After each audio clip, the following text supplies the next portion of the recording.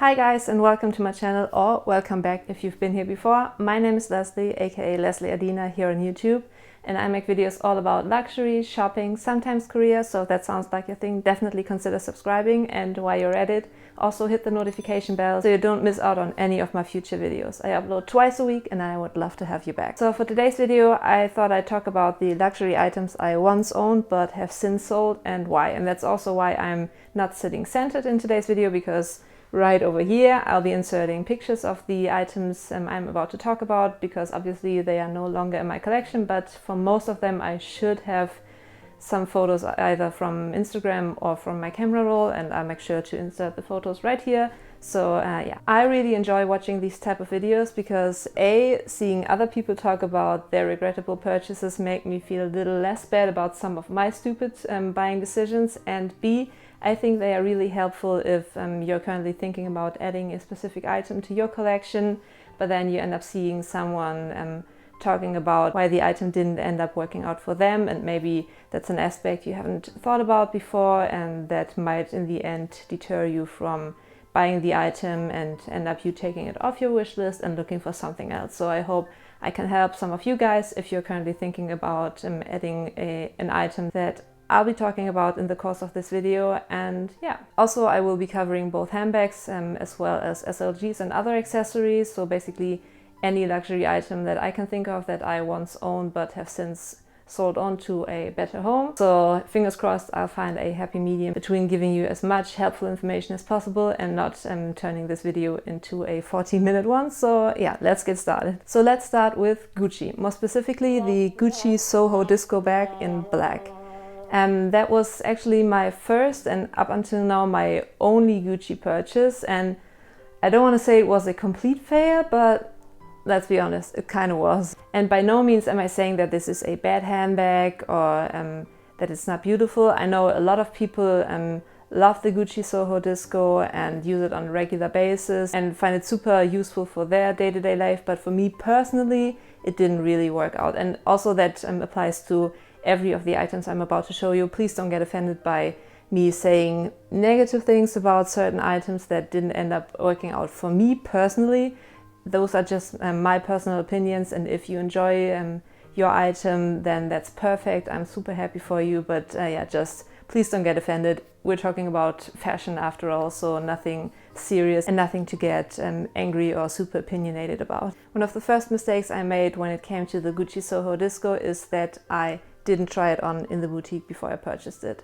I bought it towards the end of 2016, I want to say, and I bought it on the Gucci website because at that time I was living in a smaller city that didn't have a Gucci store near it, so the online shop was my only option. And while I knew going into the purchase that I was going to buy a small handbag, I didn't really have the precise idea of the measurements and how it would work with my day-to-day essentials, especially because back then I used to be a full-size wallet girl, like the continental size wallet, like the Louis Vuitton zippy wallet, for example, which I showed in my SLG video. I'll link that one up here if you haven't watched that already. But yeah, like these huge ass wallets, and that ended up taking up a good portion of the handbag. Also, you'd have to angle it because the wallet was basically the same length as the Soho Disco. So yeah, that was kind of a bummer, and that would have been easily prevented if I had gone into the boutique and tried on the handbag and put my stuff inside, because then I would have realized that with my wallet preferences at that time, the Soho Disco wasn't really the right choice. The second mistake I made when it came to the Soho Disco was that I didn't take my current lifestyle into consideration. As I said, I bought the bag towards the end of 2016, but since 2015, all throughout 2016 and well into 2017, I was going through a very tough and stressful time at law school. Basically, my life consisted of me going to the library 7 days a week, including New Year's Eve, which looking back sounds crazy, but yeah. So I got up at 6 a.m. Every day, went to the library, didn't go for lunch, and usually stayed until around 8 in the evening, went home, ate, fell asleep, and that's basically what my life consisted of. So I don't really know why I thought a small crossbody bag was a great way to go at that time, because obviously I barely had any social life, and that resulted in me not having any occasion where I would have been able to wear the bag to. So yeah, that definitely was a mistake on my part, and nothing to do with the Soho Disco in particular, but more like me not being able to wear and appreciate it because of my current lifestyle. But even after I was done with that whole exam and study process, I still didn't end up reaching for the Soho Disco. I think it was a combination of still the size issue that I mentioned earlier, because I was still using those long continental size wallets, but also I think it's just a strange combination, because obviously it's a small bag, yes, but it's still kind of bulky, so I wasn't comfortable taking it out for a night out, for example, or going out in the evening. Also because the strap of the bag was full leather all throughout and not a chain, for example. I thought it was way too casual for taking it out at night, and for the daytime it ended up being too small for my preferences, so I eventually ended up selling it, I think in 2018. Yeah, and luckily between me having bought the bag in 2016 and me deciding to sell the bag in 2018, there had been a price increase from 790 euros to 890, so I ended up only losing about 50 euros selling it on, which I think was amazing. And I mean, 50 euros for a great learning experience, and yeah, life lesson is definitely 50 euros well spent. So next up, Louis Vuitton. I have 4 items to show you, and yeah, let's start with the mini pochette in damier ebene. I know a lot of people in the luxe community love this SLG to pieces and swear by it and think it's one of the most amazing pieces to get. Yeah, I don't know, obviously I don't seem to get the hype, but the thing is it's a very hard to come by piece, especially with Louis Vuitton scaling back on their canvas pieces over the last couple of years and pushing their leather goods. Well, apparently I got lucky because one day in 2018, I want to say, it popped up on the Louis Vuitton website. So yeah, I ended up buying it because, yeah, there's red flag number 1. I don't really know why I bought it. I think it's a combination of it being a super hard to come by piece and having heard multiple times how amazing it was and all that.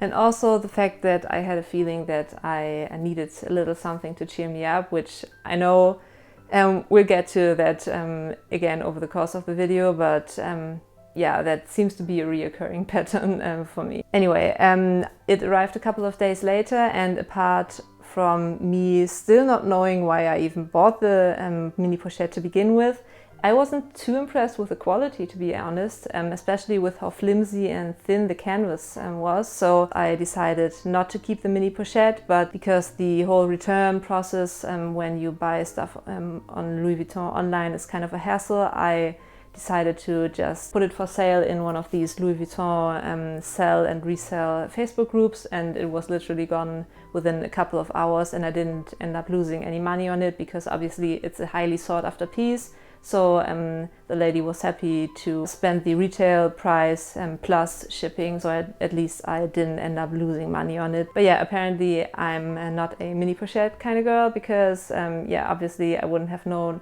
what to actually use it for, and also the quality wasn't up to my standards. The last 3 Louis Vuitton items are actually kind of similar, so I'll just group them together instead of going through them one by one, and that is the Louis Vuitton Confidential Silk Bandeau in fuchsia, baby pink and brown. I'll again put pictures. I should have photos of all of them. I'll go through my IG and my camera roll and make sure to find any pictures I have left of those.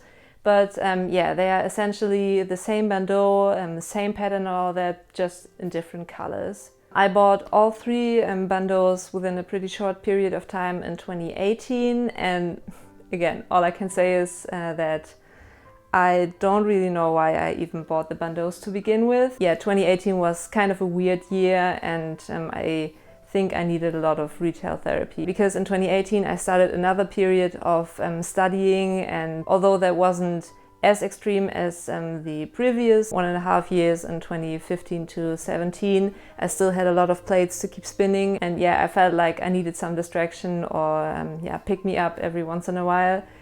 I know that's really bad, but I have a feeling I'm not the only one, and please let me know if you revert to shopping and or luxury shopping when you're stressed out or feeling kind of down, and please tell me I'm not the only one in the comments below. And yeah, while these bandeaus are super pretty and the colors are beautiful, I just didn't really find a use for them. Yeah, they're meant to be worn around your neck maybe, like air hostess style, or to be tied around the handles of your bag. But yeah, for some reason I didn't really enjoy the Louis Vuitton bandeaus for that purpose, because A, they're a lot wider than the Hermes twillies, and also the ends are square instead of angled like the Hermes twillies. So yeah, I way prefer the twillies when it comes to small silk scarves, and that resulted in me deciding to sell the Louis Vuitton bandeaus. Fortunately, I hadn't used them at all, apart from a couple of Instagram pictures, I believe, so they were in new condition.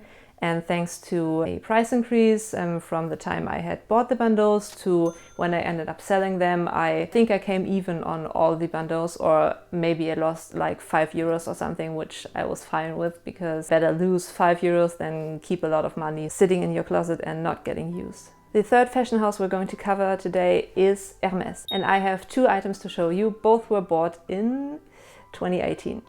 Yeah. Do we see a reoccurring pattern here? I think we do. As I said, 2018 was a kind of a stressful one, and yeah, that ended up in a lot of retail therapy and a lot of stupid purchases that just were impulsive without me thinking about if I'd actually use or need the item. So yeah, 2018 was a rough one. First off is this gavroche, so a 45 by 45 centimeter silk scarf. This was actually my first ever Hermes piece, which made me hold on to it as long as I eventually did, because obviously it does hold some sentimental value when it's the first item from a fashion house, especially from a very expensive fashion house. But the thing is, I didn't really end up wearing it because, in my opinion, maybe it's a lack of creativity on my part, but I think the 45 by 45 square scarves from Hermes just have a strange size. I don't really know how to actually wear them because they are way too tiny, in my opinion, to wear them around your neck, for example. And yeah, you can fold them to make them into a twilly shape. But then what's the point of buying a square scarf when you can buy a twilly that's made for being wrapped around the handle of your handbag, and that's also a lot cheaper than the gavroche. So I don't know.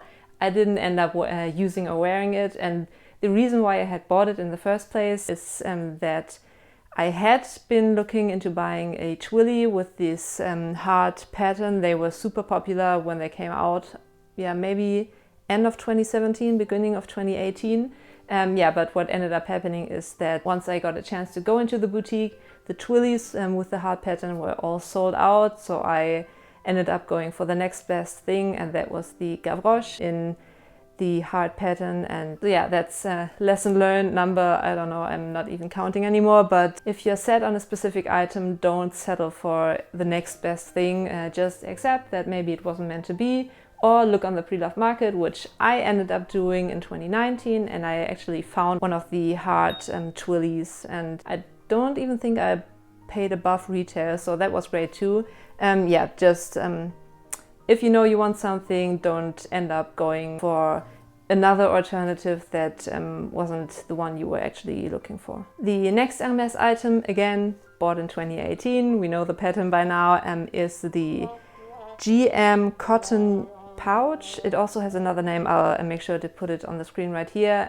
But yeah, that's essentially a cotton pouch, super thin, zero structure whatsoever, very flimsy and floppy. Yeah, that's a perfect example of how Instagram can make you buy stuff you don't need, because that's what ended up happening with me. I saw a couple of girls wear one of these pouches as a clutch with a cute summer dress and all that. Also, I really loved the petrol color because I have a lot of tops in a similar color that went really well with the pouch. But yeah, I took it home and never really wore it except for one IG photo, maybe at max. So yeah, another example of me not really thinking about what I'd actually use the item for, but just buying it because it looked pretty and I felt like I needed some retail therapy. So Again, reoccurring pattern. Please let me know I'm not the only one who's strange like that, but I have a feeling I've gotten way better at gauging which items I'd actually be able to wear and enjoy after buying it. So I ended up selling it, or I decided to sell it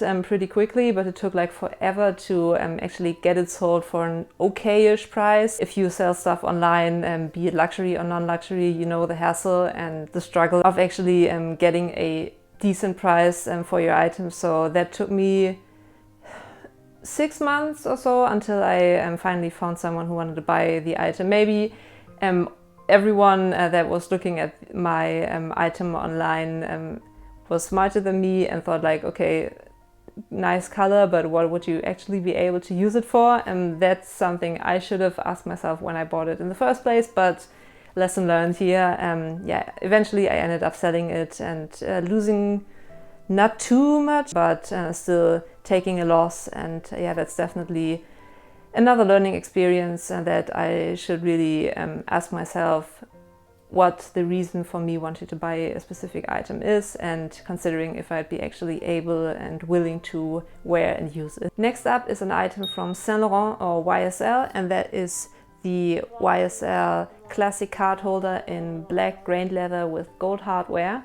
I bought that one towards the end of 2017, and again another example of me not really thinking about what my preferences are, because as you might recall, a couple of minutes ago I said that I used to be a fan of full-size, like really big wallets, and I think a card holder is quite the opposite of that. Also, where I live, it's pretty usual to carry coins and bills around with you and actually pay in cash, while a lot of luxury YouTubers are from the US, for instance, and I watch a lot of YouTube videos from them. And most of them have one or multiple card holders, be it from Louis Vuitton, Chanel, or YSL. So I thought, okay, apparently a card holder is what you need when you like luxury, so I bought one, but I didn't take into account that obviously in the US you're basically good to go with a credit card and your ID.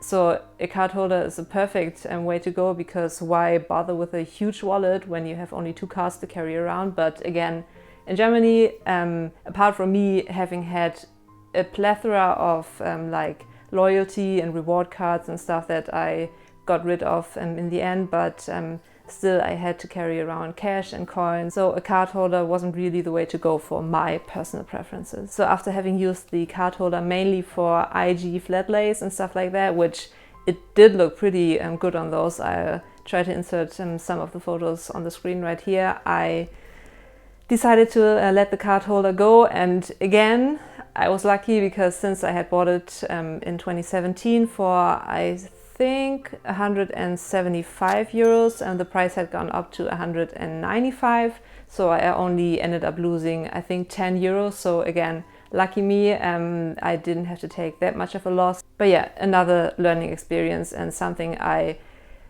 should have known better and should have avoided in the first place. And lastly, Chanel. I'm happy to report that I only have one item to show you, and that is this silk scarf in a combination of white, petrol, a little brown in there too. But anyway, that was another impulse purchase because I felt like I needed a little pick-me-up. Also, apart from being stressed because of studying and all that, I had been saving for my Chanel Jumbo, which you would have seen in my last video at that time. So I was kind of shopping deprived, if you want to look at it and justify it like that. But yeah, I ended up on a pre-love website. I think it was Rebel. That's basically like Vestiaire Collective or Fashion File, but the German version and a lot smaller.